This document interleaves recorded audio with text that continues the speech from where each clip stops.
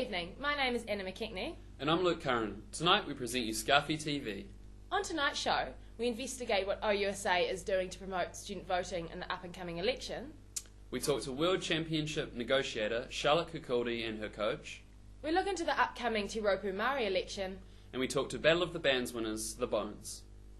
Over the years, the voting turnout for the OUSA elections has been on the decline. Paul Jones talks to returning officers Steve Sutton and Chris Dawson about their promotional strategies to bring students back to the polling booths for the future executive elections. Nominations for OUSA executive elections opened last week with major plans to increase turnout to at least double that of last year's election. The initiative, spearheaded by Elections Returning Officer Stephen Sutton, will concentrate on encouraging more nominations in the hope that a highly contested election will motivate more students to vote. The more candidates you have, the more fiercely the election's fought, the more people know about it, and very importantly, because let's face it, this is a close-knit student community, the more people you have standing, the more groups of friends you bring in, the more people come along to vote for their flatmate. For the first time in OUSA election history, an official assistant returning officer has also been appointed to help with the running and promotion of elections.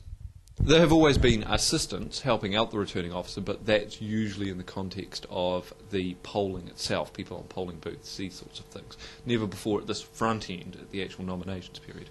With an outsider, such as myself, who's not on the exec, doing the promotional material, it works a lot better.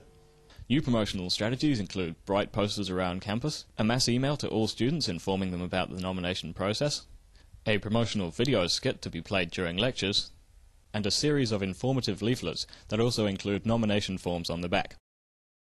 This year the election will be held earlier than previous years in the hope that this will conflict less with the examination period.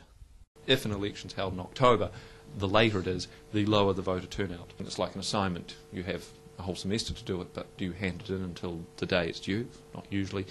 Same really about nomination forms. But no matter how many nominations are received, come election day, who makes up next year's executive is in the hands of students like you.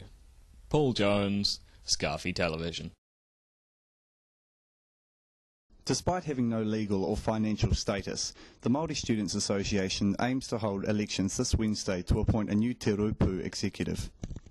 Surrounding the recent controversy of Te Raupu Māori, the University of Otago Māori Students Association, Scarfie TV asked for opinions around campus regarding attitudes towards the Māori organisation and the need for a Māori voice in the university executive. The need? It's quite vital, I think. I think it's important that our Māori culture is best represented by one of our own. Relations between OUSA and Te Raupu Māori have been tedious in the past. I am aware that they call us the nest of their support here on campus, but I also see our students as having a political voice. With student elections for various executive positions on the horizon, there are mixed opinions about the need for a Māori representation in the university executive. Māori students have actually done is got together and had discussions with different groups to see what they want to have on campus. The general consensus is that a Māori representation within the executive will provide a good opportunity for Māoris not only to have their views voiced, but also to work alongside OUSA, rather than in opposition, as it seems to be at present. Yeah, I think anyone who wants to get in and help out, because we've got to set up Te Raupu again, so...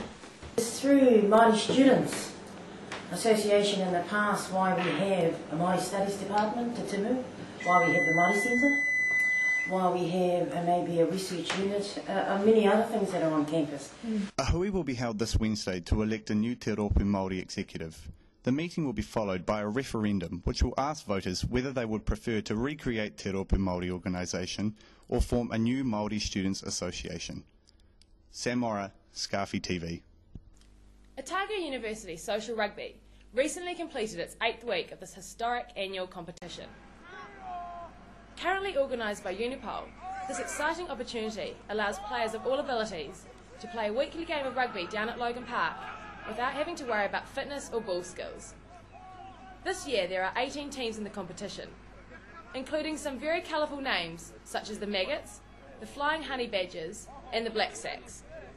Friends off the field turn on each other as the competition enters its final stages for the year and the pressure intensifies. The next 2 weeks down at Logan Park will surely be an enjoyable experience for both players and spectators as the top teams battle out for number 1 position. Many people are unaware of what negotiation involves.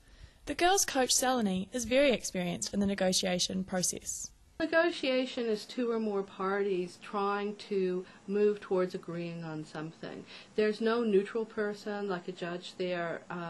It may be the parties have representatives. In the competition, Sophie and Charlie were pretending to be the lawyers for a movie production company. The magnitude of the girls' win cannot be emphasized enough. Oh, it's awesome. It's really, truly awesome. When I was at the World Client Interviewing Competition, everybody tried to scare me about the Harvard team. They said that not only had Harvard won the USA competition, but they were the best team that anybody had ever seen. So that gives an additional spice to it. Not only did Charlie and Sophie win, but they won by a greater margin than any team in the history of the competition, and Harvard only came 4th. The girls fell into the negotiation competition and were initially surprised to do so well. Well, I suppose we kind of fell into it. Neither of us had ever done negotiation before. We hadn't taken the paper, but we thought, hey, this looks kind of interesting, and decided we'd enter the competition in April last year. The girls were overwhelmed when they were announced the winners. Harvard was read out at 4th, Australia was read out at 3rd, and we thought they were going to be pretty strong. And then Canada was 2nd, and we thought, oh my gosh, it's Denmark or us. And so that was pretty nerve-wracking. And then our name was announced, and yeah, it was unbelievable. Yeah, pretty crazy. The team had to negotiate on a variety of issues. Sophie and I represented movie producers for all 3 negotiations. The first negotiation was about hiring a screenwriter for a movie entitled No Illusions, based on the life of Harry Houdini.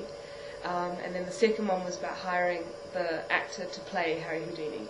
The girls' bid to win the world competition was made easier by the support they received. Thank you very much to the Faculty of Law for helping us. Thank you to Saloni, our coach, who was amazing, and to the Law Foundation.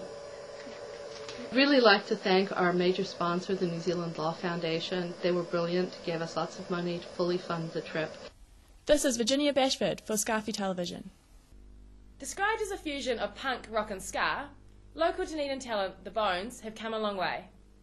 Luke talks to 3 members of the group, recent winners of the OUSA Battle of the Bands competition. Dunedin band The Bones recently won the OUSA Battle of the Bands competition. They told Scarfie TV about why playing at Battle of the Bands is such a great gig. Oh, it's a pretty good gig, yeah. One of our best, I reckon. Was it a good? The Bones ran supreme at this year's competition. However, this wasn't their first attempt. 3rd time lucky, but first time we played a lot of covers and we didn't really expect to get anywhere, just sort of a publicity event. Second time we did it quite seriously and we got 2nd, which we were pretty happy with. The Bones are all ex-Logan Park High School students who formed through a love of ska music. Yeah, actually we're all from the same school. We're all Logan Park High School students. What we were current, he's the one last. The Bones started as a cover band, but their recent success, playing originals influenced by ska bands like the Mad Caddies, has thrust the band into the spotlight. We started off with about 3, and now it's built to about 7. So hopefully next time it'll be 14, 10, whatever, something, and then it'll slowly happen. But And I'm Luke Curran, reporting for Scarfie TV. From all of us here at Scarfie TV, stay Scarfie, Dunedin.